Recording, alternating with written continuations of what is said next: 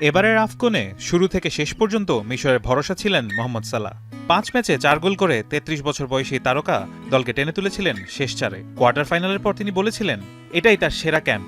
দল হিসেবে তারা খুব কাছের, খুব ঐক্যবদ্ধ।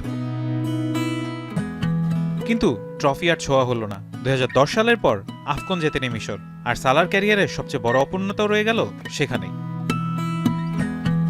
এখন সামনে ক্লাব ফুটবল। জাতীয় দলের নিয়ম অনুযায়ী বার্নলির বিপক্ষে ম্যাচে তাকে পাবে না লিভারপুল। তবে আগামী সপ্তাহে চ্যাম্পিয়ন্স লিগে ফেরার সম্ভাবনা আছে তার। ইনজুরির কারণে লিভারপুলের আক্রমণে সংকট, সালার ফেরা তাই সময় উপযোগী।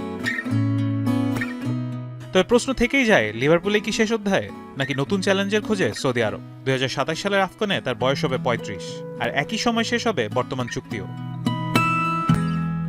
একটা বিষয় অবশ্য পরিষ্কার, মরক্কোর হতাশা পেছনে ফেলে সামনে তাকিয়ে মোহাম্মদ সালাহ। কিন্তু সেই পথ যে মোটেও সহজ নয়, আফকন আবারও সেটাই মনে করিয়ে দিল। ফারহান ইহসান, এখন।